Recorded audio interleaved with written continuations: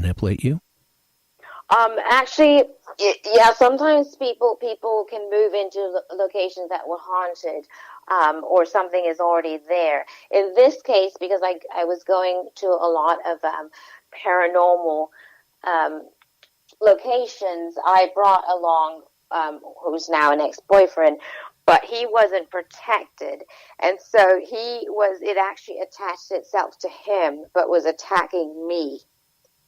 So Oh, wow. go figure.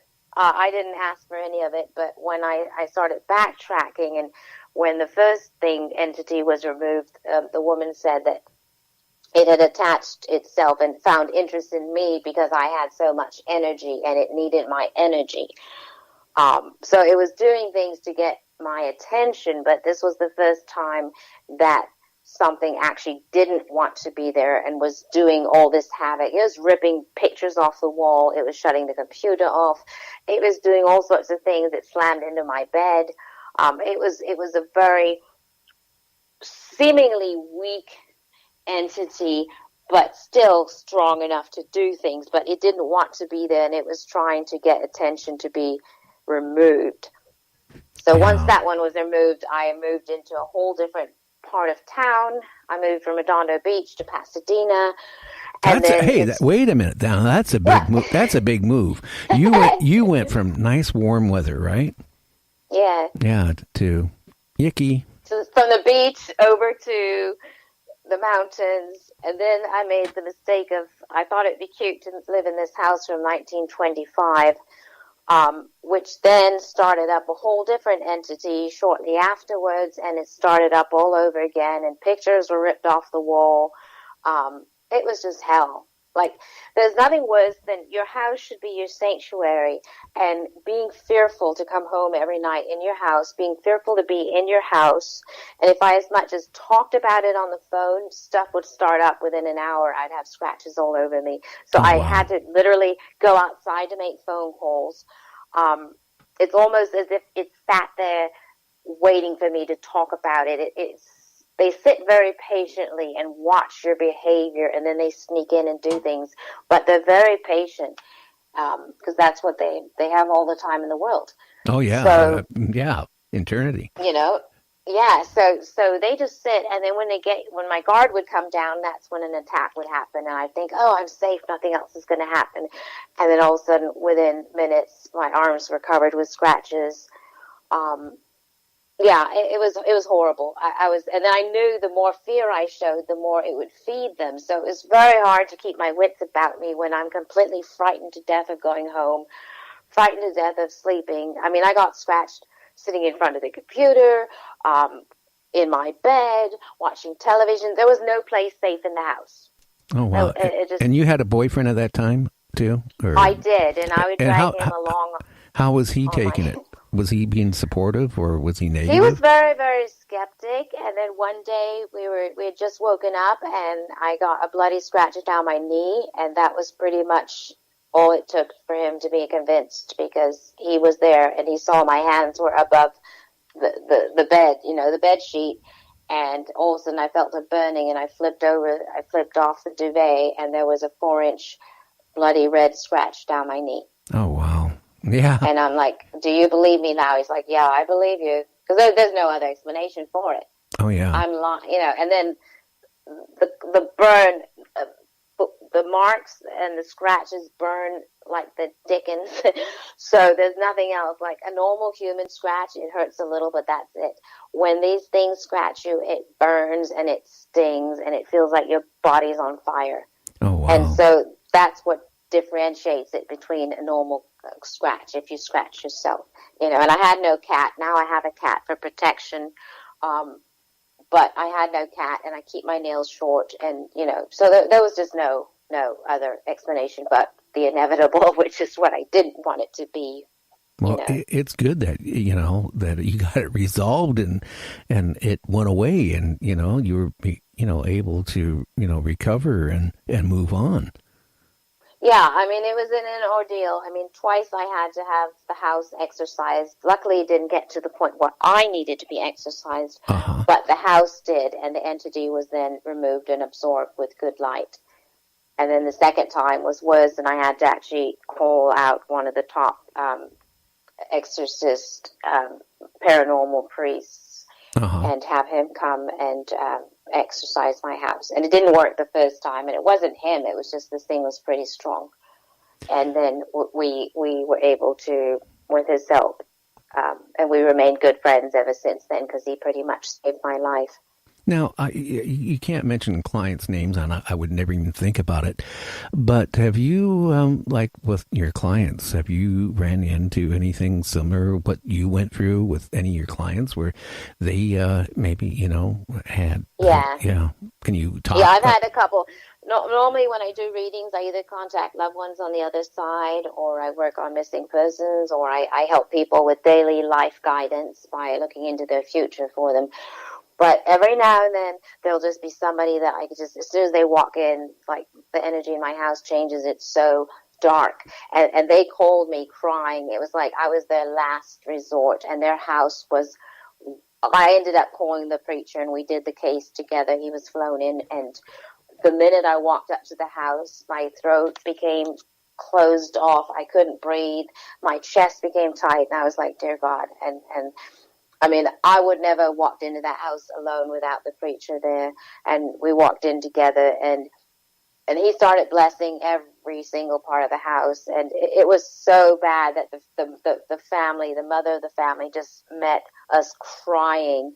And she's like, thank you so much. And never have I had somebody feel so desperate and like we were the answer, hug us and just thank us for being there. And as he was going through blessing the house, I took the other side of the house and started walking around seeing if there was a portal or where, and it seemed centered in one of the children's rooms. Well, as I'm standing there in the corner, all of a sudden I felt burning on my elbow. And I thought, oh my God, I hope this isn't another scratch. And I looked down and it's another scratch. Oh, wow. And so I looked at it, and normally these scratches last about 15 to 20 minutes or so. I just looked down. I said, you know what? I'm not having this. You're not going to get me. You got me once. But I said, I'm bigger than you. And I just talked back to it. I was just pissed off at this point because I've lived through hell. So within about 7 minutes, the mark completely disappeared. Oh, wow. And I felt I felt so victorious because I thought, you know what? This time I wasn't fearful. I talked back to it, and the mark went away because it lost power, it lost strength, and I beat it. And I was just so proud. And so, but I ended up going through that house, confiscating. There was a creepy doll in the garage that looked questionable. I had to go through, we confiscated a lot of things that may have had things attached to it, things that were evil, any sort of false idols. I mean, it was probably a 4 or 5 hour ordeal. Oh, wow.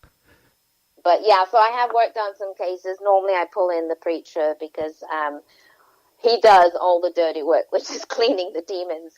I just come in and help heal the place and talk to the clients and just go through and sense the bad areas of the house. But we work together. But usually most of my clients, I would say 99.8% of my clients are all good and just confused human beings. They don't have dark. But I have worked with teenagers as well that were suicidal and had drugs, and because that's also low vibrational, and I will work with them to get them into a happier state so that this doesn't happen to them. Oh, wow. Have you ever had any clients that walked into your place and you got totally scared and you didn't want to even help them, and you basically had them go leave because you were scared? I'm just curious. Maybe I watched too much TV. I don't know. No. I mean, I always ask for a picture beforehand, and because I'm already reading the person long before they get here, so I'm already gauging from the photo.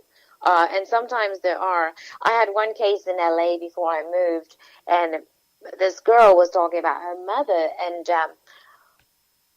she's like, I don't know, my mother's this and that. And so I said, hang on, let me tune into your mother. And I tuned into the mother without any photograph, and I saw the mother, and she was sitting in a chair with 4 dark entities around her, and Oh, two of them wow. had like their hands on her shoulder. And I said, oh my God, I said, your mother has gone to like the dark side. Like, she's not even, they're not like keeping her down there. They're actually her friends. The whole image I saw was like, this is the family portrait, this mother on a chair with four demons around her. Oh, wow. And it was like the most frightening thing I've ever seen, because, normally people are not wanting to be part of that. And so that was a thing. And so I had to just tell the client, look, I think it's best, your mother needs to get help somewhere, but I think it's best if you keep away from your mother. And since my client had a brand new baby, I felt it was very important to keep the baby away from the mother, which is sad because, this is the grandmother of the baby, and we have such an odd case that now I have to look into protecting the most vulnerable, which in this case would be the baby. Now, could the baby, could it transfer from the mother to the baby? It could, if she wanted to. She could become powerful enough that she could put, not so much a curse, because I don't believe in curses, but she could put ill will into the baby so that the baby, is in the house, and everyone that comes in contact with the baby could have bad luck and things happen because it's coming from a bad place. Oh, wow. Now, Ouija boards. Ugh. Okay, I had, when I was probably about 8, 9 years old, my parents bought me one, and we had friends over, and we were playing around with it, and,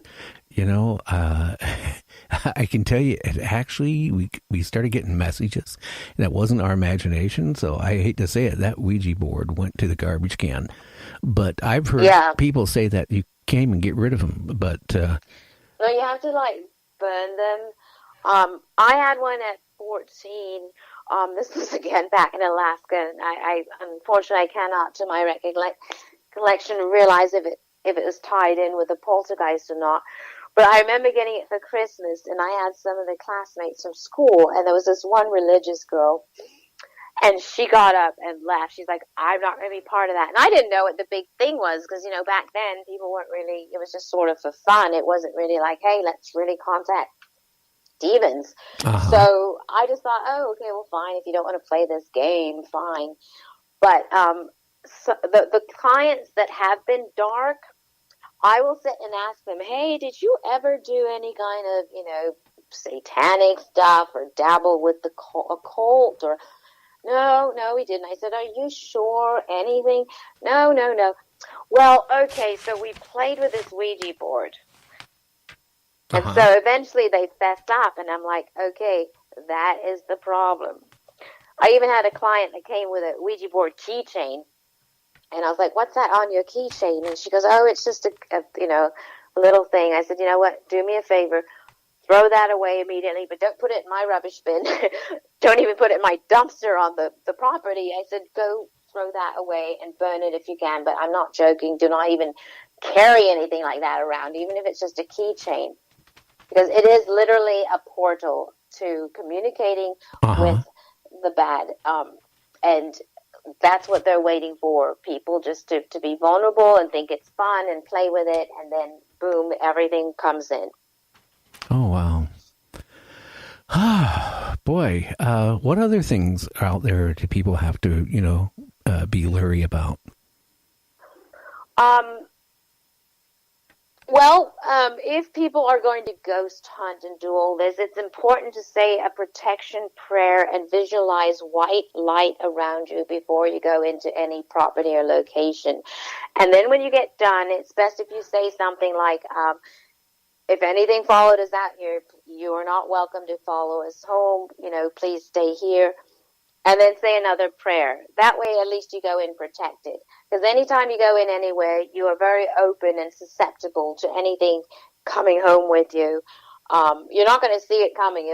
Stuff will just start happening around the house, and you brought it home. Do not burn sage. I burn sage because I'm dealing with clients, and I cleanse the energy of the living.